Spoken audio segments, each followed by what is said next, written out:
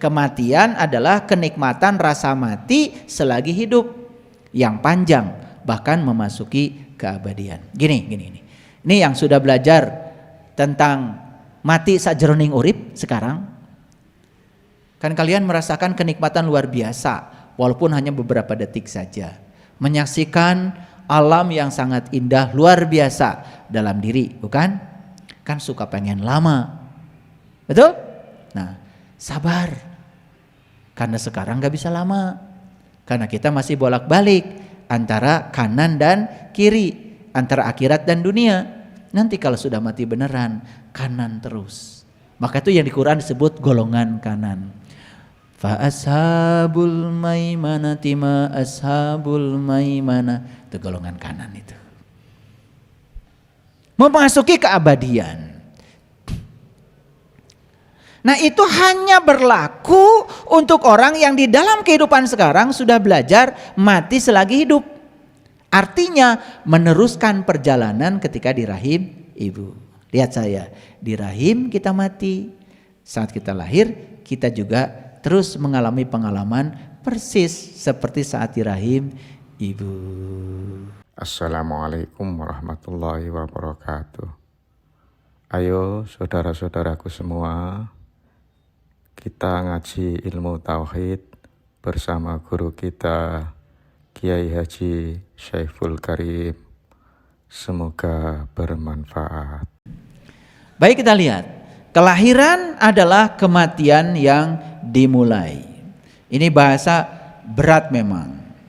Tapi saya juga nggak ngerti kenapa saya tiba-tiba dikasih bahasa ini. Kelahiran adalah kematian yang dimulai. Jadi saya mau cerita dulu. Saya pernah membaca sebuah kitab, nama kitabnya itu Kitab To Teaching. Nah, Kitab To Teaching itu yang menulisnya namanya Lao Tzu. Ditulisnya Lao Tzu. Nah, makanya di jalan apa itu? Tamlong itu ada masjid Lao Tzu itu. Itu sudah jadi nama masjid sekarang tuh, Masjid Lao Tzu itu. Makanya Nabi Muhammad pernah mengatakan carilah ilmu walaupun ke negeri Cina.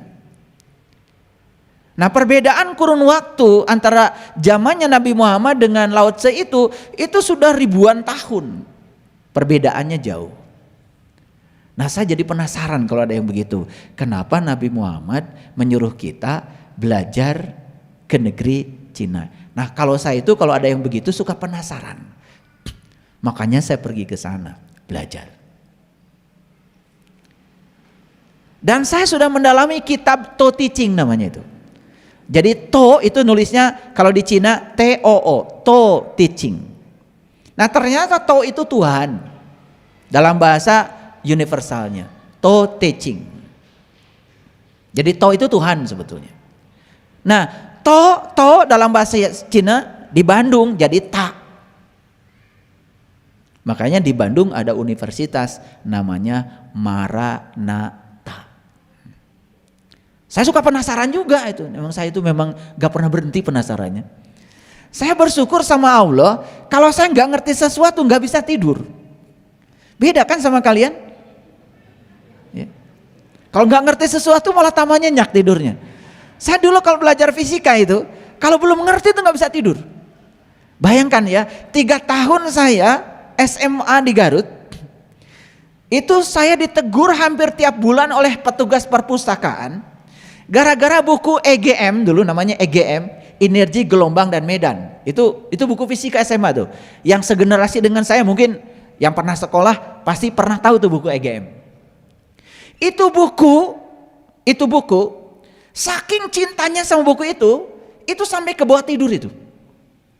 Dan saya itu ya tidur tuh sama buku. Bayangkan, gak rusak gimana itu buku. Makanya setiap saya buku itu dikasih ke petugas perpustakaan, pasti petugas perpustakaan bilang, maneh deui. Tukang ngarusak buku. Wah, saya mulai pasang badan sama petugas perpustakaan. Ini buku sebegini banyak Pak, saya bilang, bagus semua dan tidak dipakai. Kalau saya dianggap merusak buku ini, kan cuma saya di sekolah ini yang merusak buku ini karena saya pakai. Lihat nilai saya, fisika saya selalu 10. Karena petugas perpustakaan nggak pernah lihat nilai saya. Jadi nggak apa-apa kan buku dipakai. Kayak Quran di rumah kalian kan rapi, bersih. Beda dengan Quran saya, banyak coretannya. Itu bedanya Quran kalian dengan Quran saya. Tapi ada juga yang murid saya, ayah katanya boleh nggak dibeli Quran ini? Kenapa? Seneng coretannya. Wah kalau gitu berarti harus mahal dong. Karena yang mahal coretannya.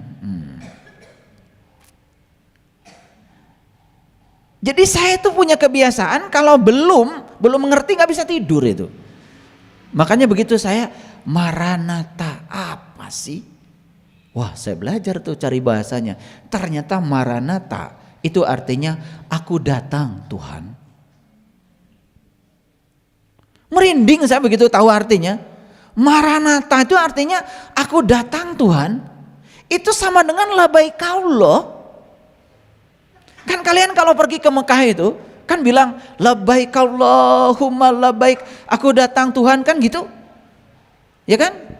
Karena kalian nyangka kan Tuhan di sono. Maka begitu ke Arab kan langsung bilang aku datang Tuhan. Kalau di sini kan gak pernah bilang begitu. Coba kalau kalian datang ke masjid saya, labbaikallah, aku datang Tuhan, pasti akan ditimpukin orang sekampung. Aneh katanya karena labbaikallah bisa di sana. Karena kita juga udah terparadigma, udah terdoktrin dengan itu, gak ngerti bahasa aslinya. Makanya kan lucu, orang Indonesia kalau pergi ke sana, laki-laki dipanggil haji, perempuan dipanggil hajah, kan begitu. Mau TKW, mau ibadah, dijedah sama panggilannya. Yang laki dipanggil haji, baris maksudnya. Hajah, baris ini. Karena haji dan hajah itu sebutan orang Arab buat kita, karena kita di sana sebagai pengunjung. Jadi haji itu artinya pengunjung. Hajah juga pengunjung untuk perempuan. Lucunya kita udah pulang dari sana pengen dibilang pengunjung. Coba, padahal udah balik. Tapi ketololan ini kan menyebar di mana-mana. Makanya saya ketika diundang ke pesantren, kemudian ditulis nama saya Kiai Haji. Saya bilang, saya udah balik dari Mekahnya. Lu kenapa pakai haji-hajian segala? Udahlah Saiful Karim aja, susah banget sih. Karena masyarakat katanya nggak mau kalau nggak pakai itu. Saya nggak jadi ceramah. Harus pakai embel-embel. Dan sekarang tuh orang kalau nggak pakai embel-embel nggak percaya diri. Aneh kan? Karena kebodohan kita disembunyikan di balik atribut yang dibangun oleh gelar-gelar yang kita berikan. Betul nggak? Ini saya kasih tahu dia yang suka pakai embel-embel. Kalian tuh berarti nggak percaya diri. Karena percaya kalau pakai embel, walaupun nggak ada ilmunya, udah pakai embel-embel, kan disangka banyak ilmu. Betul nggak? Ini suka. Lucu kan? Oke, baik, lanjutkan. Jadi, kelahiran adalah kematian yang dimulai. Apa sih kelahiran? Baik.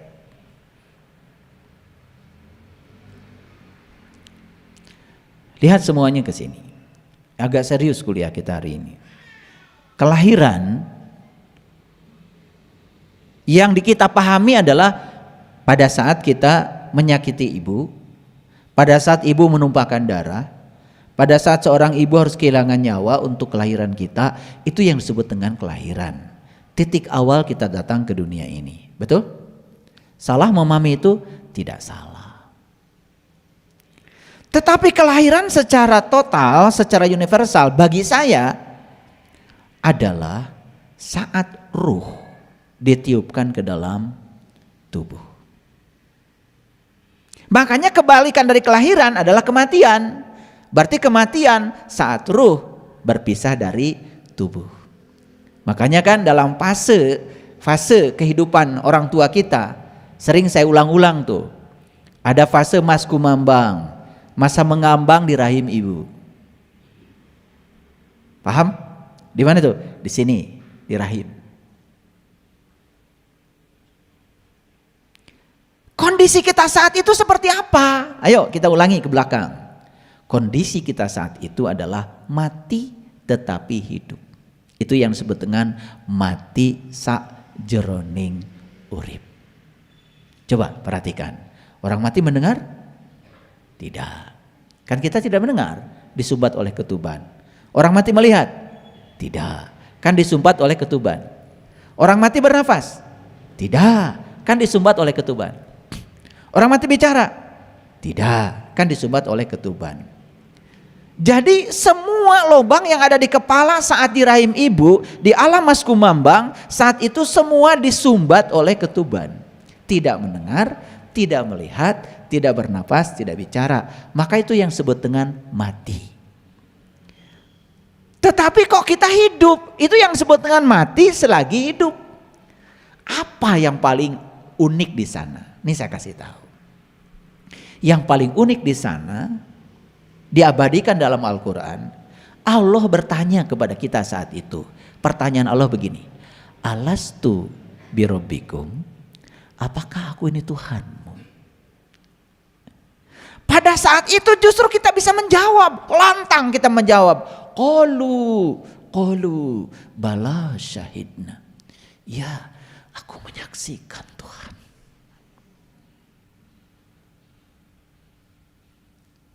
Pada saat kita sedang mati tetapi hidup, pada saat seluruh lubang yang di kepala disumbat dengan ketuban, di situ kita mengatakan qalu bala syahidna.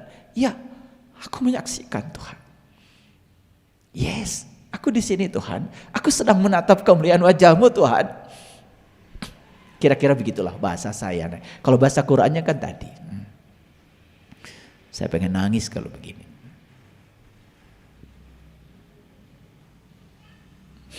Jadi 9 bulan 10 hari waktu di rahim ibu itu tidak ada yang disaksikan kecuali Dia.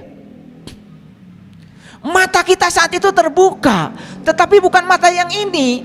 Yang terbuka saat itu mata kalbu, karena tidak mungkin kita mengatakan qalu bala syahidna kalau saat itu tidak ada yang dilihat. Makanya di dalam Quran ada cerita Nabi Yunus ditelan ikan. Sebetulnya itu prosesi persis seperti saat kita di rahim ibu. Cuman kita kan gak ngerti selama ini. Nabi Yunus ditelan ikan karena diceritakan, apalagi ikannya ikan paus katanya, ngarang. Pakai paus segala. Ya ditelan ikan persis seperti saat kita di rahim. Makanya begitu ditelan ikan, Nabi Yunus doanya luar biasa. La ilaha illa anta, la ilaha illa anta. Tidaklah Tuhan kecuali Engkau, tidak Tuhan kecuali Engkau. Saat itu Nabi Yunus sedang mengalami syahadat sejati. Gak mungkin mengatakan tidak ada Tuhan selain anta, kalau antanya tidak ada di situ. Kan saya bilang tidak. Kalau saya bilang kamu kan tidak mungkin, kamunya nggak ada. Coba kalau saya bilang kamu, pasti kalian mikir kan, wah ini kayaknya ayah Gurus dibawa ke rumah sakit jiwa. Tapi kalau saya bilang kamu dan ada kamunya, kan kalian nggak apa-apa.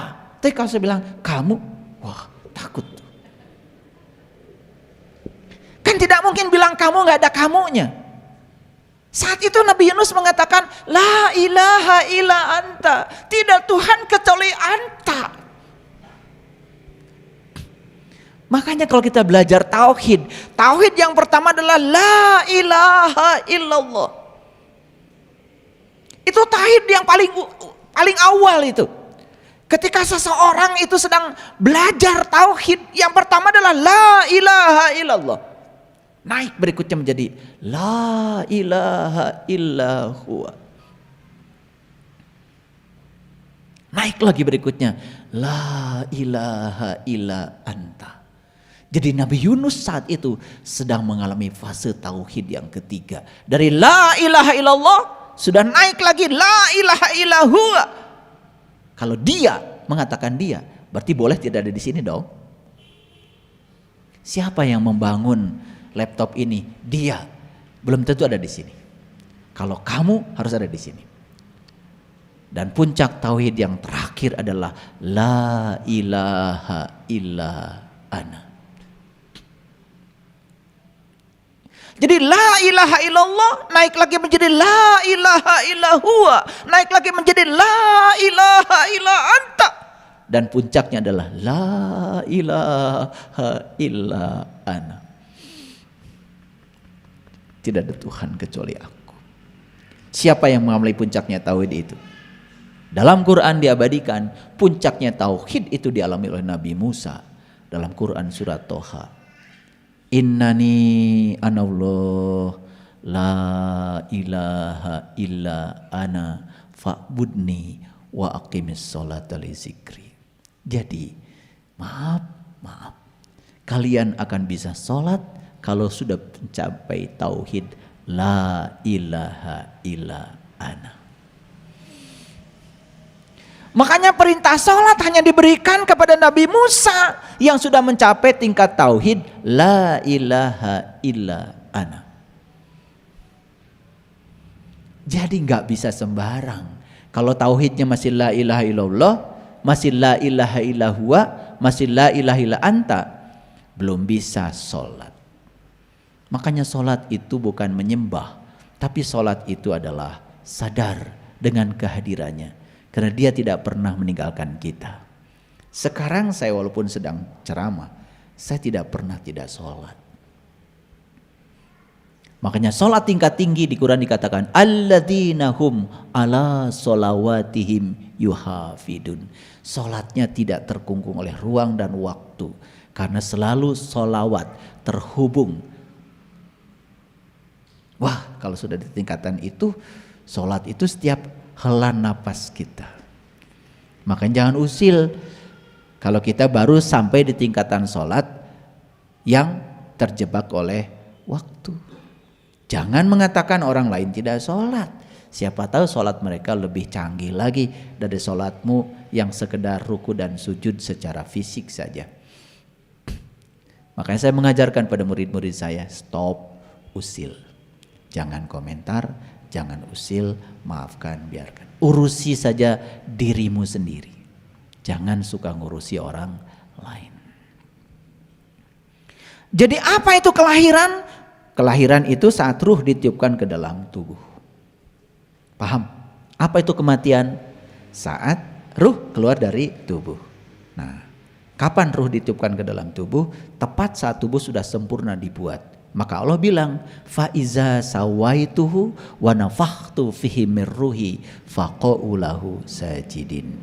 Ketika aku sudah selesai menciptakan tubuhmu dengan sempurna di rahim ibumu, saat itu aku tiupkan ruhku. Itulah kelahiran. Paham sampai sini? Oke.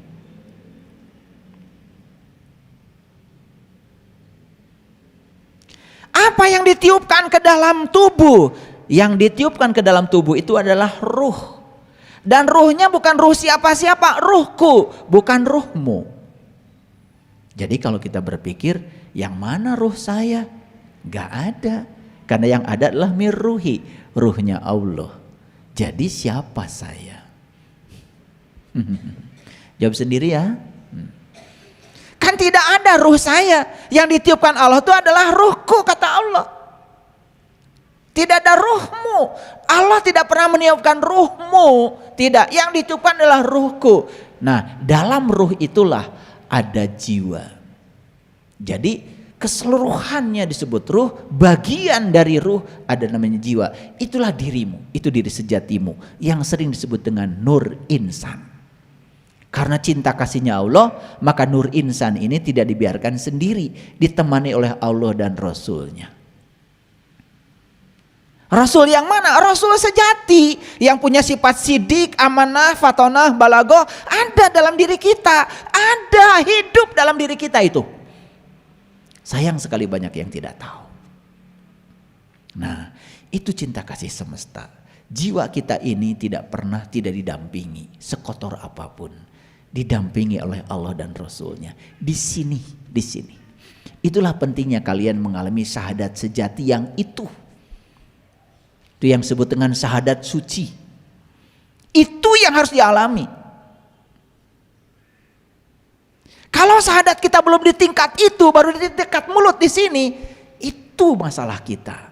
Sehingga kita tidak pernah bisa sholat dalam tingkatan Ibrahim. Makanya maqamu Ibrahim musola. Sholatlah kamu di tingkatan Ibrahim. Karena Ibrahim sebelum sholat kan berjumpa dulu dengan jati dirinya yang sejati. Jadi ulangi, dalam ruh itu ada jiwa. Makanya di Quran dikatakan laqad kafaral ladzina qalu innallaha salisu salasa. Maka tertutuplah orang-orang yang mengatakan Allah salah satu dari yang tiga. Konsepsi tentang Allah di Quran selalu Nur Insan, Nur Muhammad, dan Nurullah. Gumulung manunggal. Itu namanya syahadat suci. Nah, jiwa inilah yang memiliki karma. Jiwa inilah yang harus diselesaikan dalam kehidupan ini. Maka jiwa ini untuk menyelesaikan karma ditiupkan kembali ke dalam tubuh. Jadi jiwa inilah yang sedang menjalani karma. Tetapi untuk menjalani karma jiwa dibimbing oleh Allah dan Rasulnya. Itu cinta kasih semesta. Makanya jiwa ini masuk ke dalam tubuh mengalami kelahiran. Jadi untuk apa sebetulnya jiwa ini harus lahir lewat tubuh? Karena jiwa ini harus kembali ke fitrahnya. Kapan jiwa kembali ke fitrahnya? Ketika jiwa ini sudah bisa menyelesaikan semua utang karmanya. Makanya maaf, sekarang ini orang justru datang ke sini bawa utang. Ada 3 utangnya. Satu ya, utang masa lalu yang belum selesai. Yang kedua, jalan bengkok yang pernah dilalui. Yang ketiga, pekerjaan masa lalu yang belum selesai. Dan dia datang ke sini membawa utang. Malah di sini dia bikin utang baru. Jadi utang lama tidak terbayar, utang baru dibuat lagi. Akibatnya dia bertumpuk-tumpuk utang. Itu yang dikatakan Rasulullah, janganlah kamu mati membawa utang. Nah, selama ini utang yang dimaksud oleh kita adalah ke BRI, ke BCA. Lah kalau utang itu kalian mati, ya enggak apa-apa. Nanti kan BCA juga cari ahli warisnya. Karena saat kalian menandatangani utang, itu sebetulnya secara implisit ahli warismu juga ikut menandatangani. Ada rumahnya pasti dirampas bank, gitu. Makanya utang manusia yang paling besar adalah tidak tahu Tuhan. Karena kita asalnya tahu Tuhan, menjadi tidak tahu Tuhan, maka saat manusia tahu Tuhan kembali disebutnya taubat. Nah, kalian mengartikan taubat apa? Makanya banyak orang yang, wah kamu banyak dosa ya, tobat. Apa tobat itu? Ya Allah, gitu. Itu bukan tobat, itu nangis namanya. Tobat itu lihat HP saya, di situ kan? Nah saya pindahkan ke sini, itu pindah tempat, kembali ke sini, namanya tobat. Tobat itu bahasa Arab, artinya kembali. Kembali mengenal Allah itu namanya tobat. Maka di Quran dikatakan siapa yang kembali kepada Allah maka pasti akan dapat ampunan Allah secara otomatis. Tobat dampaknya adalah ampunan. Apa yang diampunkan? Hati-hati. Yang diampunkan cuma 1 dosa. Karena dosa manusia itu cuma 1. Saya heran gitu, ada yang membagi dosa besar, dosa kecil, ada pembagian lagi. Di Quran gak ada, ngarang itu. Karena di Quran dikatakan innallaha la yaghfiru aysyraka bih wa yaghfiru ma duna dzalika liman yasha. Sesungguhnya Allah tidak akan pernah mengampuni dosa syirik, tapi Allah sudah mengampuni apapun dosa, asal jangan dosa syirik. Jadi dosa yang harus dibereskan oleh kita cuma 1, syirik. Bahkan di Injil dikatakan memfitnah, membunuh sudah aku ampunkan. Tapi mengkhianatiku tidak aku ampunkan. Nah, jadi kalau dalam bahasa Injil syirik itu disebutnya berkhianat kepada Tuhan. Itu bahasanya saja yang berbeda, tapi esensinya sama. Makanya di sini pentingnya kalau pelajar terbuka. Jadi semua dosa yang selain syirik sudah selesai. Itulah Allah sedang menunjukkan dirinya sebagai Tuhan Maha Pengampun. Lah kamu tiap hari ngurusi dosa-dosa yang sudah diampunkan.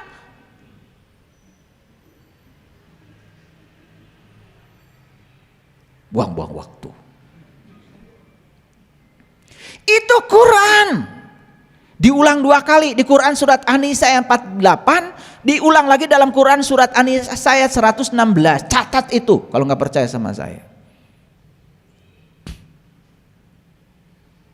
Jiwa harus kembali ke fitrahnya. Gimana caranya? Supaya jiwa kembali ke fitrahnya, maka semua karma-karma yang menyangkut jiwa harus dibayar. Karena dia melakukannya di kehidupan, di tubuh ini, maka proses pembayarannya dilakukan di tubuh ini juga. Makanya dia akan dilahirkan secara berulang kali. Ini dasarnya. Untuk menjawab pertanyaan tadi, kan ini apa maksud judul ini? Saya untuk menjawab judul yang tadi saja harus kerja keras menjelaskannya supaya ngerti. Dari sini mulainya. Di setiap kelahiran, jiwa harus mengalami evolusi menuju kesucian jiwa. Sudah nonton di YouTube ada cara mencapai kesucian? Sudah. 3 cara mencapai kesucian. 1, berhenti serakah pada yang kamu ingin. 2, berhenti membenci pada yang tidak kamu ingin. 3, hadirkan cahaya ilahi dalam kegelapan batinmu. 3 itu yang akan mengantarkan kita kepada kesucian. Jadi orang suci dilihat dari sikapnya. Ketika dia mendapatkan yang dia ingin, tidak serakah. Ketika mendapatkan yang tidak dia ingin, dia juga tidak menghindar, tidak menolak, tidak benci. Itulah ciri orang suci. Orang suci itu bukan pakai jubah, pakai tongkat, jalannya miring.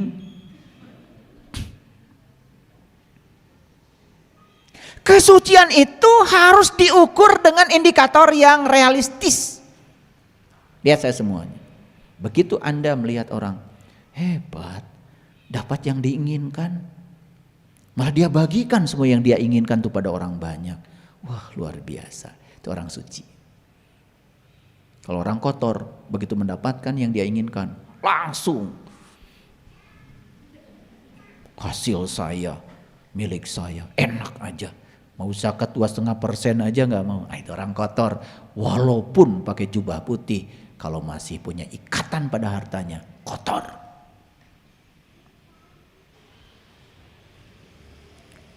Makanya kalau saya ngukur orang kotor gampang. Kamu tadi malam mimpi? Mimpi apa? Dikejar anjing gelo, kotor. Gitu aja. Orang suci nggak mungkin mimpi dikejar anjing gila. Tadi malam tidur, iya tidur. Mimpi ketemu yang menyeramkan. Itu. Kalau tidur saja kamu didatangi yang menyeramkan, hidup itu menyeramkan, itu tanda bahwa jiwamu kotor.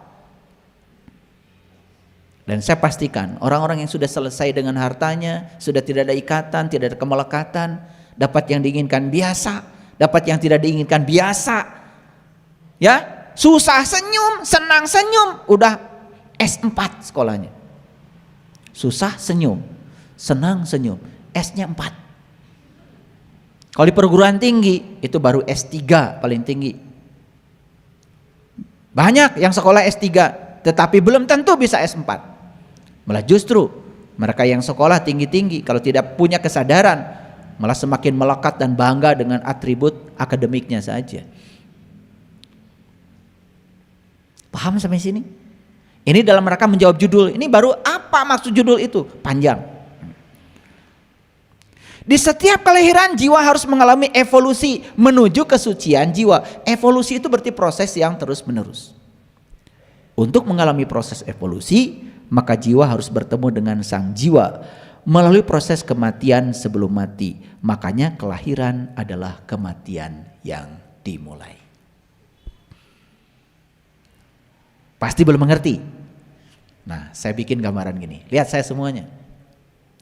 Saya baca kitabnya Lao Tse, kitab Tao Te Ching. Dan saya membaca juga kisah hidupnya Lao Tse. Dalam kisah hidupnya Lao Tse itu diceritakan bahwa Lao Tse itu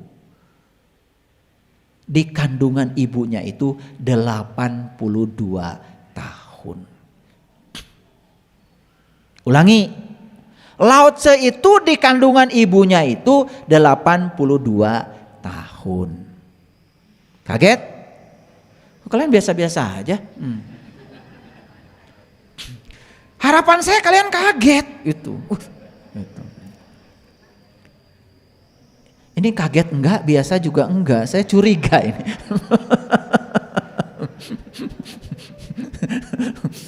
Saya ketika baca Lao Tse di kandungan ibunya 82 tahun kaget. Malah saya bilang ini Lao Tse nggak nyusahin ibunya gitu. Saya marah sama Lao Tse. Kenapa? Kenapa dia nggak mau keluar-keluar? Kan kasihan ibunya kalau 82 tahun. Kalian yang 9 bulan 10 hari aja repotnya kayak apa? Jadi saya 11 bersaudara, kata ibu saya ini 11 bulan. Begitu ibu saya bilang 11 bulan, aduh saya yang paling nangis depan ibu. Maka saya bilang, ibu kalau ibu sakit cukup saya yang dikasih tahu. Dan kalau ibu nggak punya uang, cukup saya yang diberitahu. Karena saya mengembalikan cinta kasih saya. Saya 11 bulan kata ibu saya. Apa saya nggak ngerepotin ibu saya? Orang 9 bulan 10 hari udah pada keluar. Saya masih nyungsap aja. 11 bulan kata ibu saya. Mana anak ke-7 lagi? Ya Allah, saya saat itu. Makanya itu janji saya pada ibu saya. Makanya ayah ibu saya meninggal di pangkuan saya, dua-duanya. Kelamaan saya di situ. Lao Tse 82 tahun. Percaya nggak kalian? Percaya apa tidak? Nah, atau bingung bilang. Jangan karena saya ngomong langsung percaya. Jangan percaya omongan saya. Kalau nggak masuk akal, tolak. Nah, bingung saya seneng. Bingung itu tanda-tanda ada kehidupan. Bingung itu ada potensi untuk jadi ngerti. Kan kalau bingung harusnya nanya. Betul nggak? Nah, ternyata yang dimaksud adalah karena tadi kelahiran adalah kematian yang dimulai. Jadi waktu di rahim ibu Lao Tse itu kan bertemu Tuhan. Waktu di alam mas kumambang tadi, dia itu menyaksikan Tuhan. Ternyata saat dia lahir ke alam dunia, dia tidak mau melupakan yang dia tahu saat di rahim ibu. Sebetulnya 82 tahun itu usianya Lao Tse. Jadi selama 82 tahun dia itu selalu mengalami kematian. Tetapi mati selagi hidup. Makanya kelahiran adalah kematian yang dimulai.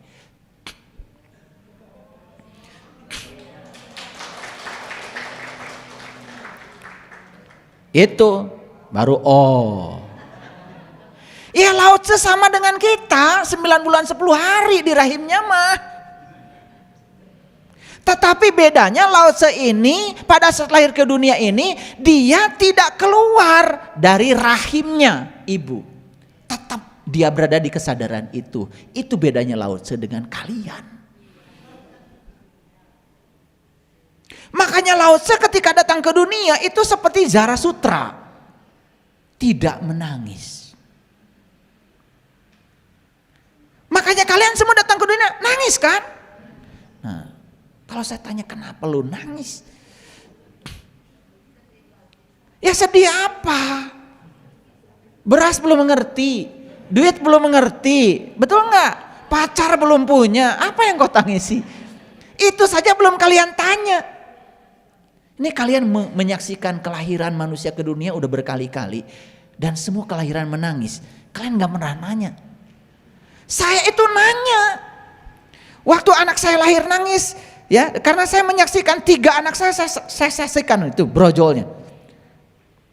Nangis semua. Dan di situ saya nanya kenapa nangis? Apa masalahnya? Karena saya bertanya maka semesta ngasih jawaban. Itu tangisan seorang anak karena keterpisahan. Waktu di rahim ibu itu penuh dan saat itu menyaksikan yang indah dan pada saat ini bolong karena ketuban sudah tidak menutup lagi, saat itulah dia mulai mengalami keterpisahan. Dalam riset neuroscience, manusia mulai melupakan Tuhan di hari ke-8 dari kelahirannya. Geus hari kasabaraha ayeuna. Dan kalau itu tidak dibayar di kehidupan ini, kamu mati dalam keadaan punya utang. Makanya harus dibayar. Diutusnya para nabi, para rasul untuk mengajarkan bagaimana cara bayar utang. Makanya Allah bilang di Quran, inna fatahna laka fatham mubina liyaghfir lakallahu ma taqaddama min dambika wa ma ta'akhkhar. Barang siapa yang mengalami keterbukaan mata kolbunya di dunia sekarang ini, maka Allah bilang, aku bebaskan dia dari dosa yang lalu dan dosa yang akan datang. Dosa mana? Dosa nggak tahu Tuhan. Karena dosa kan cuma satu tadi. Makanya jangan sembarangan kalau ngaji. Saya heran ya, banyak orang bilang pedoman hidupnya Quran, tapi nggak ada Qurannya. Semua persepsi pribadi saja terhadap agama. Ketika ditanya dasarnya yang mana nggak jelas juga. Ya, bahasa Inggrisnya huruf up, arep up.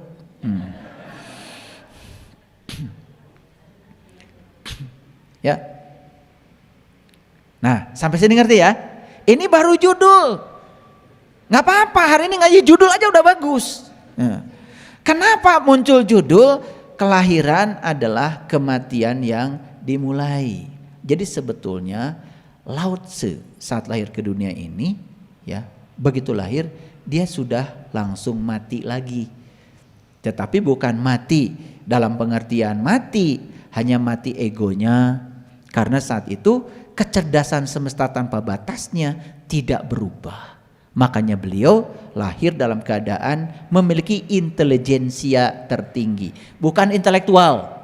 Kalau intelektualitas itu hasil sekolah. Kalau intelijensia itu kesadaran. Nah pertanyaannya, kenapa beliau punya kesadaran seperti itu? Bahkan saya supaya tidak alergi, saya membaca seorang yang sangat luar biasa, saya kagumi buku-bukunya. Dan ternyata orang ini begitu lahir ke dunia, itu gak makan, gak minum, gak nyusu. Jadi begitu lahir ke dunia, gak makan, gak minum, tidak juga mau dikasih air susu, keluar. Selama 7 hari. Dan ternyata semua orang khawatir. Karena 7 hari tidak makan, tidak minum, juga tidak mau dikasih air susu. Gak ada yang bisa masuk 7 hari. Setelah 7 hari baru bisa air susu masuk. Nah ketika dia sudah dewasa ditanya, kenapa Anda waktu lahir ke dunia ini kok tidak makan, tidak minum selama 7 hari, tapi Anda baik-baik saja? Apa jawabannya? Pada saat saya mati saat itu, saya bernazar untuk saum selama 7 hari. Keburu saya mati. Makanya begitu saya lahir punya tubuh, saya lanjutkan saum saya. Ini kelahiran orang yang berkesadaran. Nah makanya orang yang berkesadaran lahir, kelahirannya itu sudah menyatakan bahwa kematian sudah dimulai. Tapi bukan mati yang itu. Tapi yang dimaksud adalah mati sakjroning urip. Makanya setelah alam mas kumambang dilalui, berikutnya kan mijil. Yang diabadikan di Mekah menjadi mencium Hajar Aswad. Makanya figurannya Hajar Aswad persis seperti rahimnya seorang ibu. Makanya Hajar Aswad itu kepala kita saat nongol di rahim ibu. Itulah titik awal kita datang ke dunia ini. Menjadi titik awal kita tawaf di sana. Beruntung kalian hari ini ngaji dengan saya, ngerti. Padahal kan udah 11 kali kan ke sana. Pokoknya suruh muter 7 kali muter aja. Nah, udah muter langsung aja merasa ahli surga. Ngerti juga enggak. Kenapa 7 enggak ngerti. Kenapa lo dari Hajar Aswad juga enggak ngerti. Stop dulu ya. Karena kalau kepanjangan nanti saya cerita umroh malah. Lanjut dulu. Setelah mijil kemudian masuklah fase namanya sinom. Masa lucu-lucunya. Kalian dulu lucu.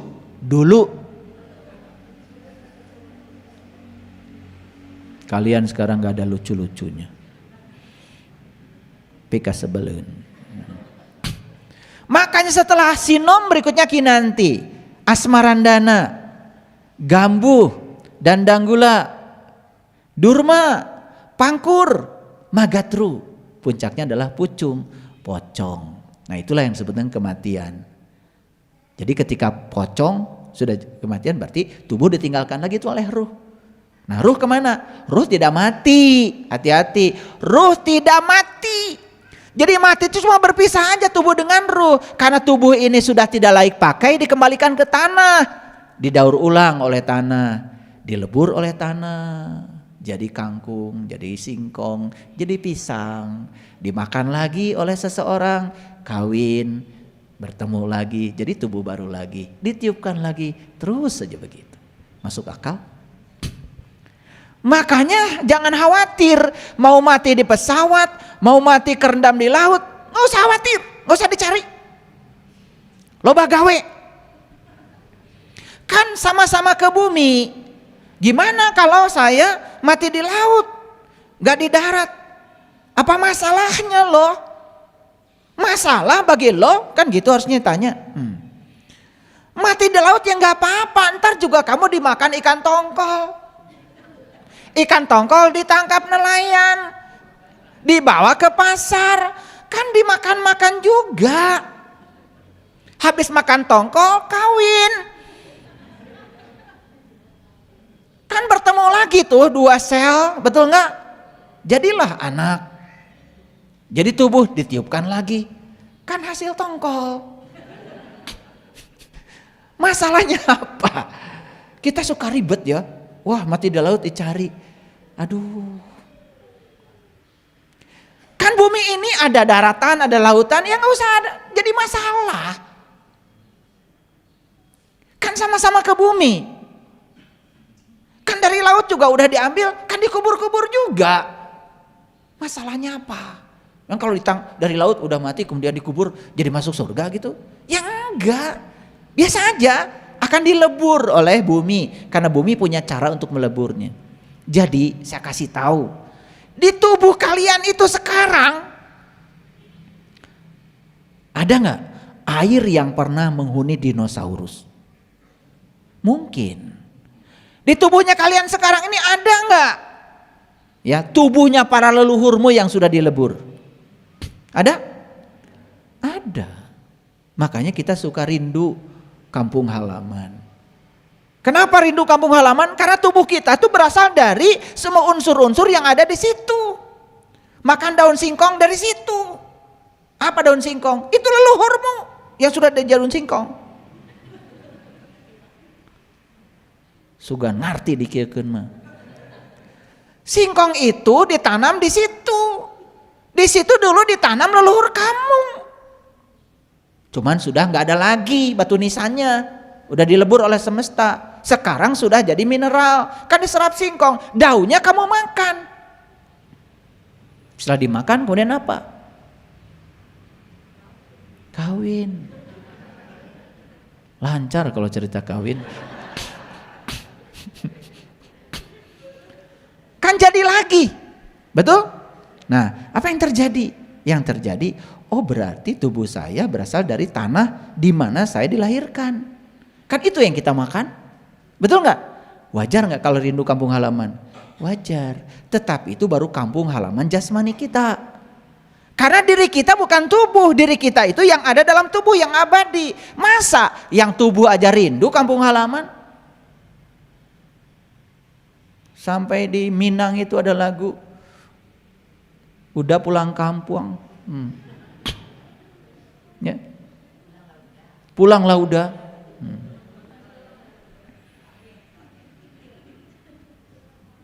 Ya. Ini ngerti nggak tadi saya bicara? Oke, kalau ngerti baru kejawab judul. Oke, lanjut. Perhatikan saya sekarang. Jadi kelahiran adalah kematian yang dimulai. Bagi siapa? Bagi orang yang sudah berkesadaran. Lahir sadar, hidup sadar, mati sadar. Nah kita tuh sekarang sedang belajar gimana caranya. Kalaupun kita nanti terlahir lagi ke sini, lahirnya itu sadar. Hidupnya sadar, maka matinya sadar. Itu yang disebut dengan kita sudah manunggal. Itulah tauhid tingkat tinggi. Ya. Nah. Jadi kematian itu apa? Kematian hanyalah kematian tubuh. Ketika tubuh ditinggalkan oleh ruh. Betul?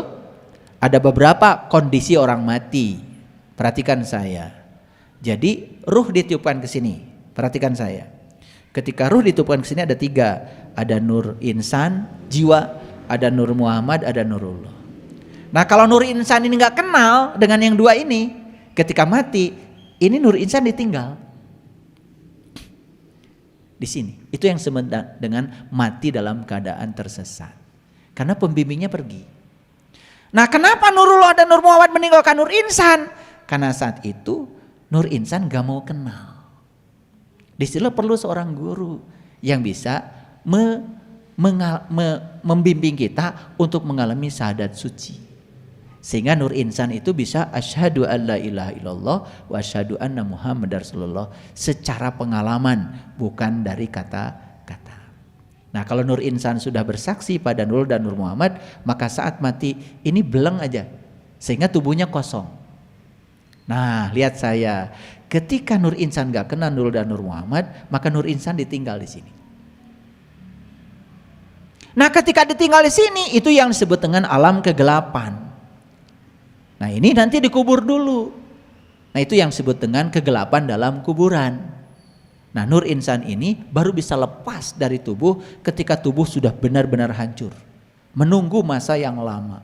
Nah, nanti Nur Insan ini ketika sudah masuk ke ruang kehidupan ini, tetap akan ditangkap lagi oleh Nurul dan Nur Muhammad untuk masuk lagi ke tubuh baru. Dan di situ dibimbing lagi. Sampai akhirnya suatu saat Nur Insan ini akan kembali kepada fitrahnya untuk memanunggal dengan alam asalnya. Kembali ke asal. Itu namanya innalillahi wa inna ilaihi rojiun. Tidak sesederhana itu memahami, ya. Paham sampai sini? Oke. Jadi inginkah para sahabat di kelahiran yang akan datang, kalaupun harus lahir kembali, kita mati, ya, kematian dimulai seperti yang diceritakan oleh saya tadi tentang Lao Tse, tentang Jala Sutra, orang-orang yang berkesadaran. Saya mengambil contoh itu karena mohon maaf, saya tidak punya referensi yang lain, ya, saya tidak punya referensi yang lain. Saya membahas itu karena itu yang saya punya referensinya, karena saya pernah belajar kitabnya, bahkan saya hafal kitab To Teaching. Hafal, ya. Jadi kitab To Teaching itu cerita tentang sat pertama, sat kedua, sat ketiga. Itu sama dengan martabat alam 7 kalau di ajaran leluhur kita. Nanti suatu saat saya bahas. Suatu saat, jangan sekarang, gak cukup waktunya. Jadi kematian harusnya meningkatkan kesadaran, oke? Karena kematian adalah puncaknya kehidupan. Jadi mati itu kenapa kita jadi sedih? Nah, kesedihan itu sebetulnya karena pakai wuh. Karena kita gak ngerti kalau kematian itu puncaknya kehidupan. Bahkan ketika ibu kita, ayah kita sudah repot, banyak penyakit kemudian mati, bukankah mati itu hadiah? Dibebaskan beliau dari segala rasa sakit. Nah, kenapa jadi menangis? Ini yang tidak dimengerti. Bahkan ketika saya tidak menangis malah menganggap saya ini tidak berperasaan. Jadi saya tuh harus menangis gitu. Kalau saya sudah mengerti begini. Kita itu ketika orang lain tidak seperti kebanyakan orang walaupun benar, kan dianggap salah. Betul? Oke, kematian adalah kenikmatan rasa mati selagi hidup yang panjang, bahkan memasuki keabadian. Ngerti? Nah, lihat saya, kalimat ini agak berat nih. Kematian adalah kenikmatan rasa mati selagi hidup yang panjang, bahkan memasuki keabadian. Gini. Ini yang sudah belajar tentang mati sajroning urip sekarang. Kan kalian merasakan kenikmatan luar biasa, walaupun hanya beberapa detik saja. Menyaksikan alam yang sangat indah, luar biasa dalam diri, bukan? Kan suka pengen lama. Betul? Nah, sabar. Karena sekarang gak bisa lama. Karena kita masih bolak-balik antara kanan dan kiri, antara akhirat dan dunia. Nanti kalau sudah mati beneran, kanan terus. Maka itu yang di Quran disebut golongan kanan. Fa ashabul maimanati ma ashabul maimana. Itu golongan kanan itu. Memasuki keabadian. Nah, itu hanya berlaku untuk orang yang di dalam kehidupan sekarang sudah belajar mati selagi hidup. Artinya meneruskan perjalanan ketika di rahim ibu. Lihat saya, di rahim kita mati. Saat kita lahir, kita juga terus mengalami pengalaman persis seperti saat di rahim ibu. Paham ya? Paham ya? Gitu. Tapi kita juga bersyukur walaupun terlambat. Baru di usia tertentu kita mengalami kembali pengalaman seperti dari rahim ibu. Jadi bedanya apa kalian dengan Lao Tse? Lao Tse mah ti lahir keneh, sadarna teh. Kalian mah ada yang baru 60, 70, ya 80, gak apa-apa, segitu juga mengalami. Itulah pentingnya mengalami itu. Ya, betul sekarang ngerti? Bersyukur dapat itu. Makanya kata Nabi, tidak ada ilmu setelah ilmu ma'rifat kecuali kesesatan. Ya, baik sekarang lihat saya semua. Itu kematian. Sekarang kita bicara kelahiran. Kelahiran itu ada dua, satu kelahiran tubuh ketika dijemput oleh orang tua dari langit ke bumi. Siapa yang menjemput kita? Orang tua. Orang tua menjemput kita dari langit ke bumi. Nah, kalau kita dijemput dari langit ke bumi, pertanyaannya, kita ini makhluk langit atau makhluk bumi? Kita ini aslinya makhluk langit, sedang ngumara di bumi. Awas. Kita tuh sedang ngumara di sini, sedang dikaryakan di sini. Aslinya kita tuh makhluk langit, aslinya kita tuh makhluk cahaya. Aslinya kita ini adalah makhluk rohani. Jadi salah kaprah kalau manusia mengatakan kita ini makhluk bumi yang sedang melakukan perjalanan ke langit. Salah. Kita ini makhluk langit yang sedang diperjalankan di bumi. Paham? Jadi tanya lagi sama saya sekali lagi supaya ngerti. Kita ini aslinya makhluk langit, makhluk bumi. Makhluk langit sedang dikaryakan di bumi. Kan kita ini kalau makhluk langit harus kembali ke langit. Siapa yang menjemput kita dari langit ke bumi? Ayah ibu kita. Siapa yang mengembalikan kita dari bumi ke langit? Disitulah pentingnya kita bertemu dengan seorang guru. Paham? Guru lah, guru sejati lah yang bisa mengantarkan kita kembali dari bumi ke langit. Jadi walaupun kita masih di bumi ini, kita ini sudah jadi makhluk langit. Gitu. Itu yang disebut dengan wasabiquna sabiqun ulaikal muqarrabun. Jadi belum mati beneran pun sudah kembali. Karena di kehidupan sekarang kita sudah menemukan kesadaran. Ini agak berat ya kuliah hari ini. Jadi boleh nanti diulang-ulang di YouTube. Oleh karena itu maka itulah pentingnya teknologi. Bisa diulang. Kalau saya disuruh ngulang-ulang sekarang gak beres-beres. Lanjut dulu. Ada dua orang tua. Satu orang tua yang menjemput kita dari langit ke bumi. Satu lagi orang tua yang mengantarkan kita dari bumi ke langit. Makanya ada dua yang harus kamu hormati. Satu orang tuamu, dua gurumu. Jadi yang disebut dengan kedua orang tua selama ini itu ayah dan ibu. Itu keliru. Itu satu orang tua, itu satu paket. Dah moal ayah maneh mun sabelah mah. Paham? Jadi orang tua ada dua. Satu orang tua yang menjemput kita dari langit ke bumi, satu lagi orang tua yang mengantarkan dari bumi ke langit. Itulah kedua-duanya patut dihormati. Saya bukan minta dihormati, gak penting banget bagi saya. Saya sudah selesai dengan diri saya sendiri. Kalian mau menghina saya, mau muji saya, emang gue pikirin. Gak penting bagi saya. Ya. Nah oleh karena itu maka kita harus belajar menghormati kedua orang tua kita. Sama pentingnya. Nah sekarang kita tanya dulu. Kalau begitu siapa manusia itu?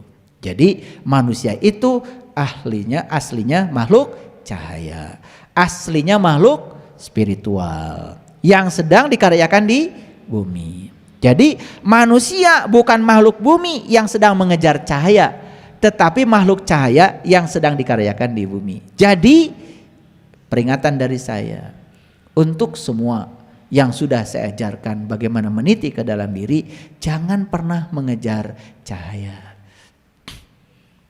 Ya, jangan mengejar cahaya. Ya. Karena dikaryakan di bumi, maka diberi tubuh. Untuk apa tubuh? Tubuh ini fungsinya dua. Lihat saya. Satu, kendaraan yang bisa mengantarkan sang jiwa kembali ke langit. Dua, untuk berkarya di bumi. Karena berkarya di bumi perlu tubuh. Makanya leluhur kami di Tanah Priangan menyebut diri itu apa? Jisim abdi. Jisim kuring. Jisim itu jasmaninya, kuring yang kakurung ku jasmani. Jadi itu sudah pengakuan bahwa saya satu paket jiwa dan raga. Paham ya? Nah oleh karena itu maka sadar kalian itu, kalau kalian itu satu paket, tong nguruskeun sabelah. Jadi yang kalian urus terus aja raga, ari jiwa henteu. Makanya lagu Indonesia Raya itu doa sebetulnya dari W.R. Supratman. Itu doa sebetulnya. Itu adalah harapan. Makanya di lagu Indonesia Raya yang pertama harus dibangun apa? Jiwanya. Bangunlah jiwanya, bangunlah badannya untuk Indonesia Raya. Jadi Indonesia Raya ini akan bisa kita rayakan kalau kita benar ngebangunnya. Bangun dulu jiwamu, baru bangun badanmu. Karena apa? Kalau jiwa sudah sehat, badan ikutan sehat. Salah yang mengatakan di dalam tubuh yang sehat ada jiwa yang kuat. Salah. Ketika jiwanya sehat, tubuhnya akan sehat. Ini sudah diriset oleh Dietrich Lingkart namanya. Ya, jadi kalau spiritual seseorang benar, maka fisiknya akan benar. Makanya kalau ada orang mengaku-ngaku belajar spiritual, kepala pusing, jantung berdebar-debar, perut mual, anus ambeien, begitu berdiri kunang-kunang, patut dipertanyakan spiritualnya. Karena kalau orang benar belajar spiritualnya, ketika tubuh spiritualnya sudah benar, tubuh mentalnya benar. Ketika tubuh mentalnya benar, tubuh energinya benar. Tubuh energinya benar, tubuh fisiknya benar. Maaf ya. Jadi maaf, saya bukan menghina. Kalau ada seorang guru mengaku dirinya itu spiritual, guru spiritual, tetapi dikit-dikit masuk angin, lagi ceramah, berarti ada yang nggak beres. Maaf ya.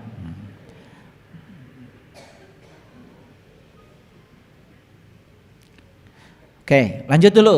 Ini yang berat-beratnya belum.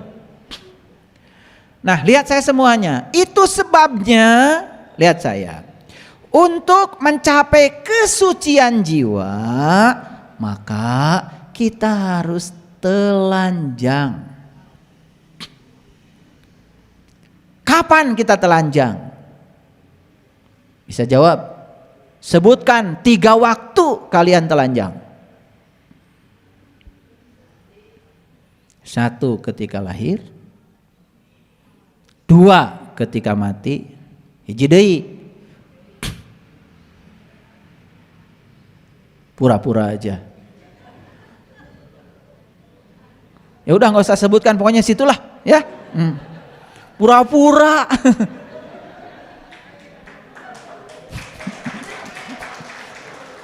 Kenapa malu? Ini masalah kita.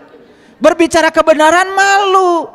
Padahal ya, mohon maaf, hubungan badan yang dilakukan dengan benar itu akan meningkatkan kesadaran.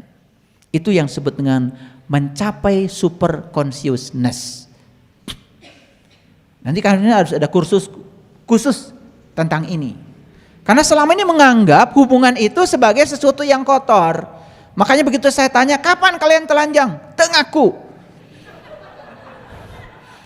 Lahir katanya, kenceng. Mati tah nu eta mah caricing, ngahep-hep. Di situ kita sedang mengalami kesejatian diri. Sebetulnya tanpa busana. Di situ identitas kita hilang. Di situ kita mengalami fana sebetulnya. Kalau benar cara melakukannya. Makanya di negara-negara beradab, seks itu dikenalkan dengan cara yang baik, cara yang benar. Kebanyakan mohon maaf, kita tidak mengerti urusan itu dengan benar. Lalu menganggap itu seakan-akan kotor, hanya sekedar memuaskan, padahal Tuhan tidak mungkin menciptakan itu hanya untuk merendahkan. Justru itu mencapai super consciousness kalau tahu ilmunya. Saya akan buka kursus itu, pasti pendaftarnya banyak. Udah pasti. Kalau urusan ranjang, wah udah. Iya. Untung saja saya sampai hari ini nggak jualan obat kuat. Makanya ada lagu dari Ebit judulnya Untuk Kita Renungkan. Oleh karena itu saya mau nyanyi. Kalau suara saya fals, ya karena saya bukan penyanyi. Mau nyanyi aja udah bagus. Kita mesti telanjang dan benar-benar bersih, suci lahir dan di dalam batin. Tengoklah ke dalam sebelum bicara, singkirkan debu yang masih melekat, singkirkan debu yang masih melekat.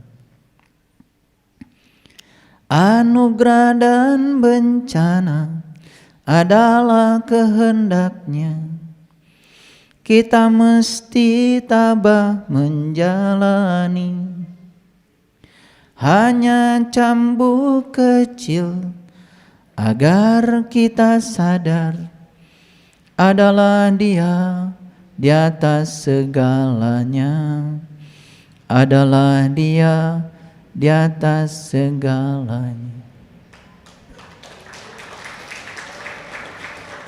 Kita mesti berjuang memerangi diri, bercermin dan banyaklah bercermin.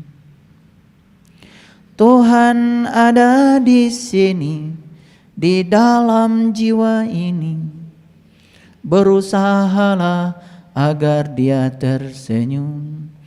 Berusahalah agar Dia tersenyum. Jadi tugas kita di dunia ini membuat Tuhan selalu tersenyum. Makanya agama adalah cahaya, tapi banyak yang menjadikan agama jadi bahaya.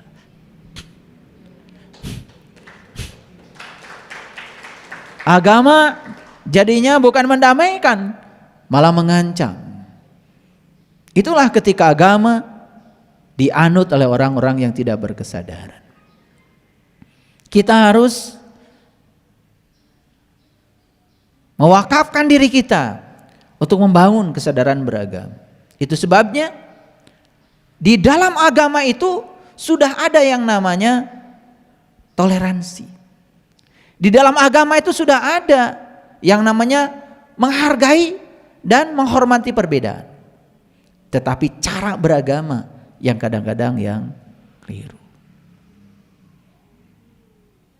Jadi tidak perlu ada moderasi agama, karena agama sudah moderat.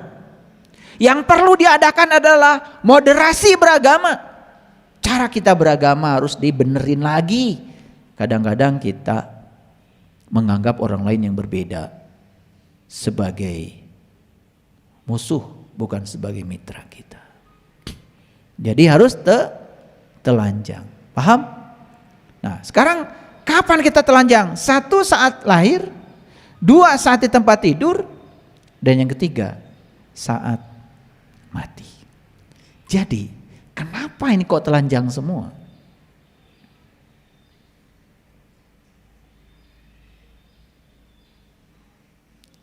Hanya orang yang telanjang saat dia mati yang selamat.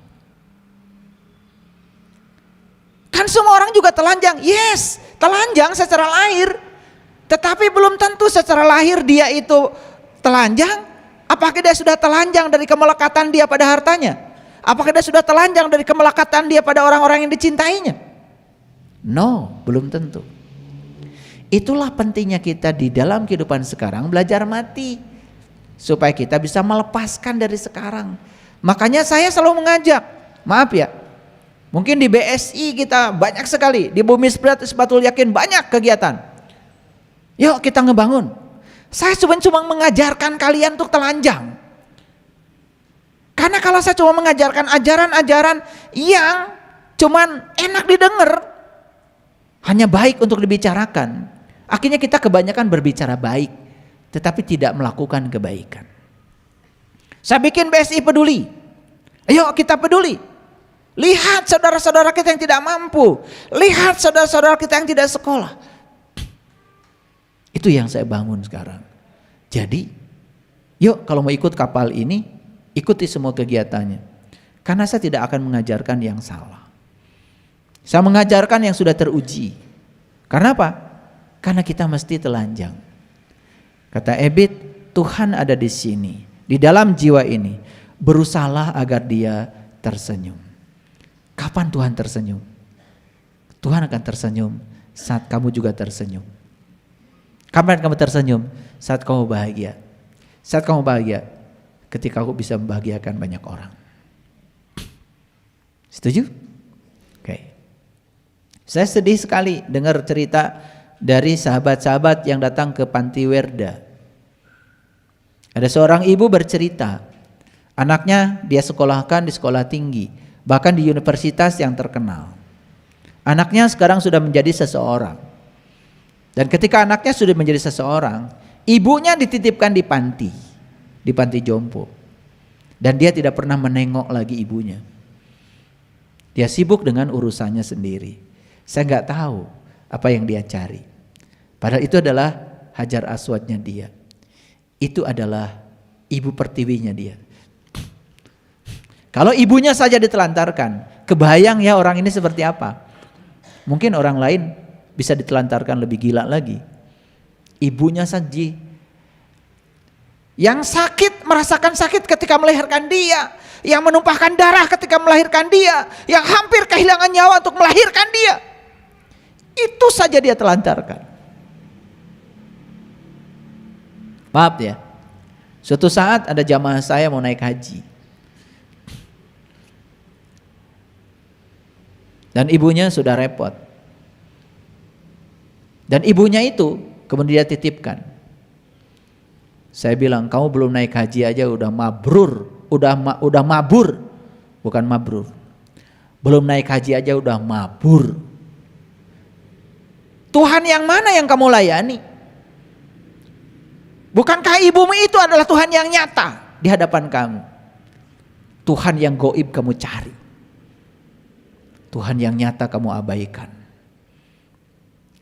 Tapi dia tetap aja pergi ke sana. Pulang dari sana tidak berubah. Saya cuma mengatakan, rawat ibumu, itulah hajimu. Itu Hajar Aswad. Kamu memanjat Hajar Aswad di sana berkali-kali, gak ada artinya. Karena kau abaikan Hajar Aswad yang sebenarnya di sini. Itu banyak gak kesalahkaprahan seperti itu? Banyak. Yuk, saya ingin kalian suatu saat membaca buku ini. Buku ini ditulis oleh Osho tahun 2002. Jadi judul bukunya Sex Matters. From Sex to Super Consciousness. Buku ini bercerita tentang bagaimana, ya mohon maaf, hubungan itu bisa meningkatkan kesadaran. Di sini rahasianya. Saya cuma mencuplik sedikit dari buku itu, kata-kata beliau. Coba baca sama-sama, kita baca. Jika Anda berjalan tanpa busana di jalan, orang lain bisa marah pada Anda. Betul? Padahal Anda tidak melakukan apapun. Kemarahan itu bahkan lebih besar dibandingkan kemarahan yang ditujukan kepada seorang pembunuh.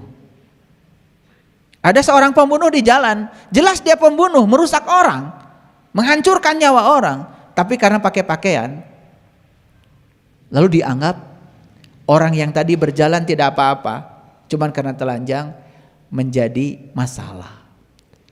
Padahal si pembunuh ini tidak menjadi masalah, padahal sudah membunuh, cuman karena pakai pakaian. Mengapa ketelanjangan semata lebih mengundang amarah dibandingkan tindakan yang jelas merugikan orang lain? Apa pesan dari buku ini? Pesan dari buku ini sebetulnya bagaimana ketelanjangan itu bisa mengantarkan kita untuk melepaskan identitas diri. Dan di situ kita justru akan mengalami super consciousness.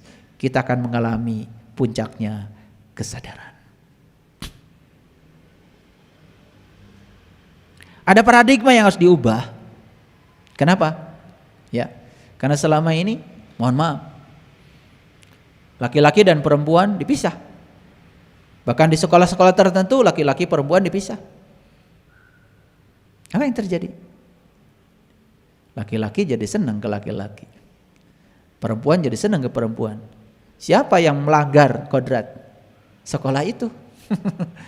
Padahal semesta sudah mentakdirkan begitu. Laki-laki senang ke perempuan, ketika sudah ada masalah, laki-laki senang laki-laki, lalu orang tuanya meradang, padahal orang tuanya yang mengizinkan anaknya diperlakukan seperti itu. Jadi kadang-kadang kita ini sudah gampang sekali ya menyalahkan orang lain.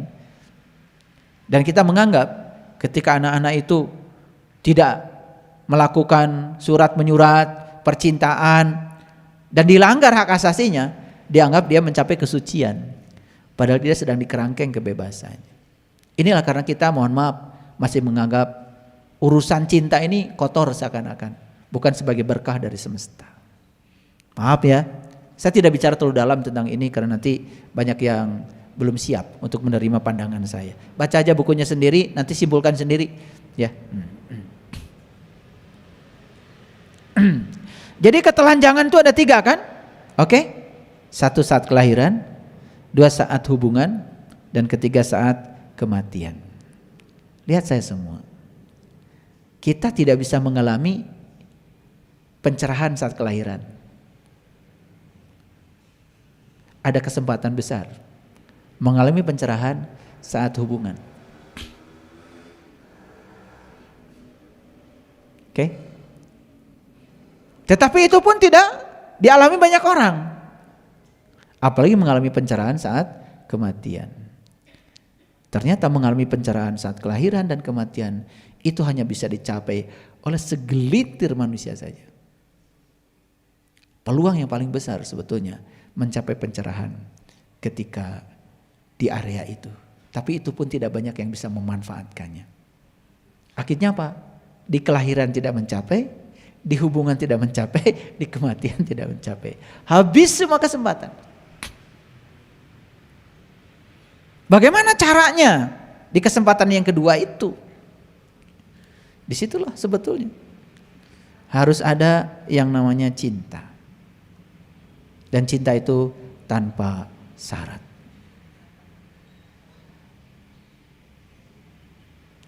Kalau kamu baik pada saya akan baik pada kamu. Kalau kamu setia pada saya akan setia pada kamu. Kalau kau mencintai saya akan mencintai kamu. Semuanya pangeretan.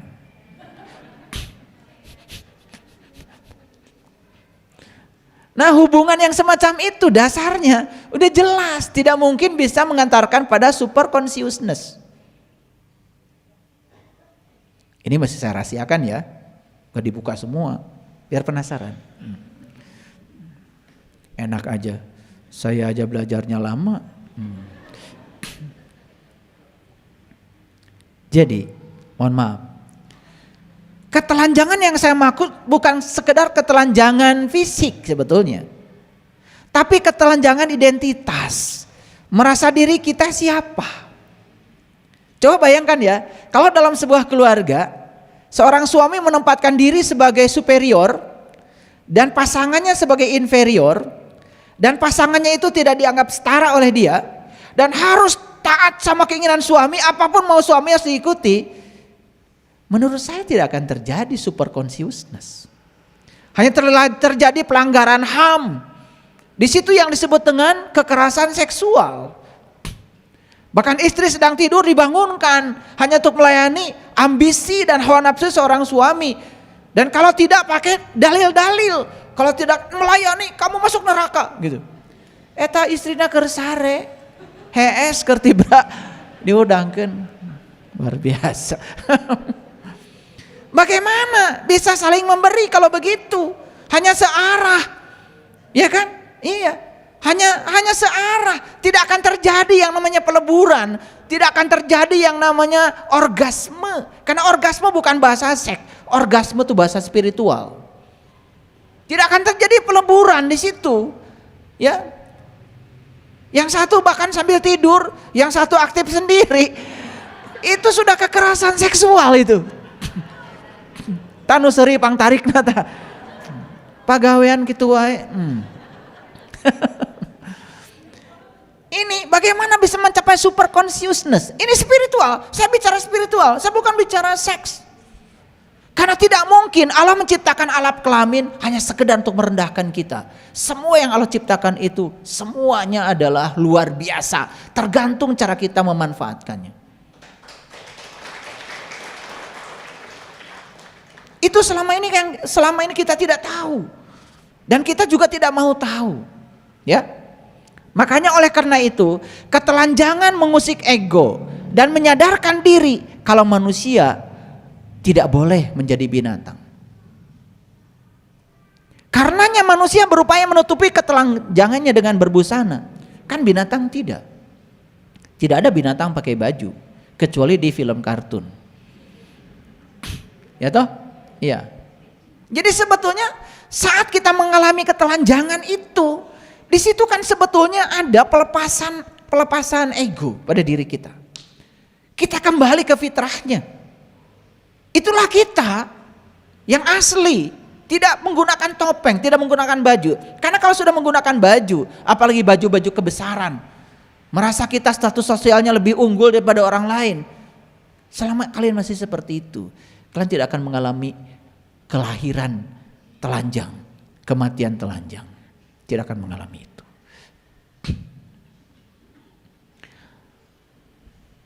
Makanya ketelanjangan kan dianggap aneh. Jangankan begitu, mohon maaf. Ketika kita rapi menggunakan baju dari ujung rambut sampai ujung kaki, semuanya ditutup.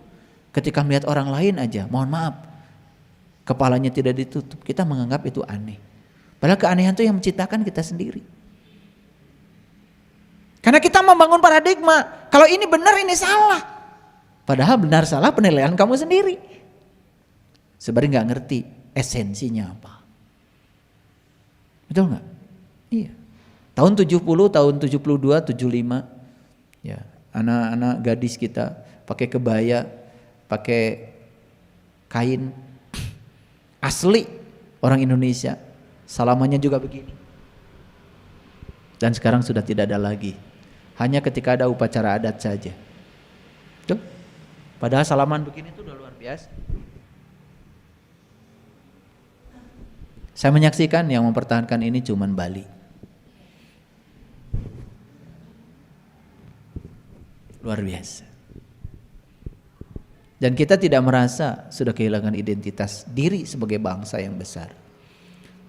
Dan kita lebih mengagungkan budaya lain daripada budaya bangsa kita sendiri. Dan ketika sekarang ada orang lain yang menegakkan budaya asli Nusantara, malah dianggap aneh. Kita harus telanjang dulu, baru kembali dari titik awal.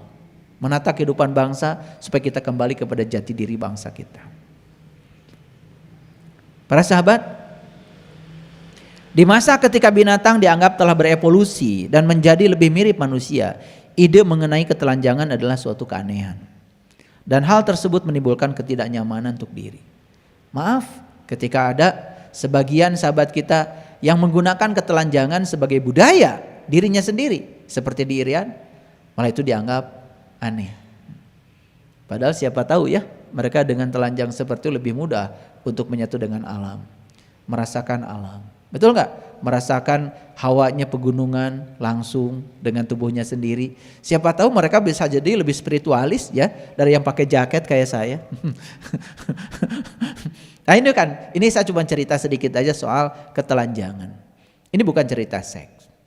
Tapi saya sedang cerita bagaimana kita bisa melepaskan ketelanjangan justru.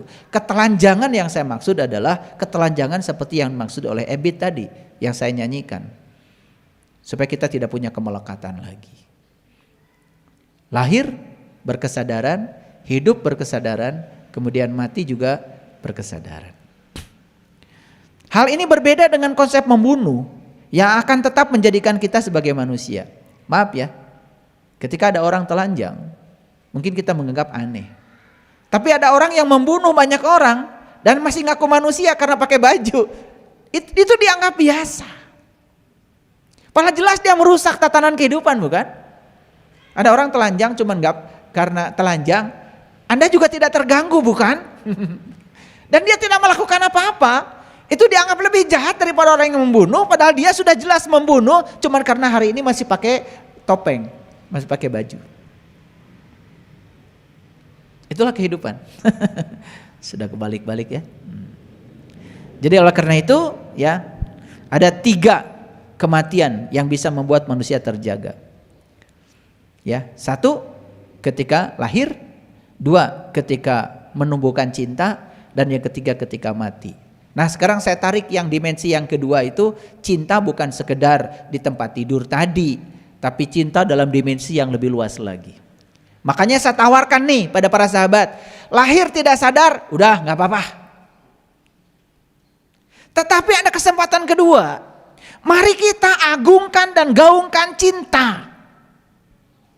Cinta kepada sesama, cinta kepada manusia, cinta kepada hewan, cinta kepada tumbuhan. Dan itu yang diajarkan para leluhur kita. Bagaimana mereka mencintai alam, mencintai semesta. Bagaimana mereka menjaga keseimbangan alam. Ini jalan yang paling mungkin buat kita.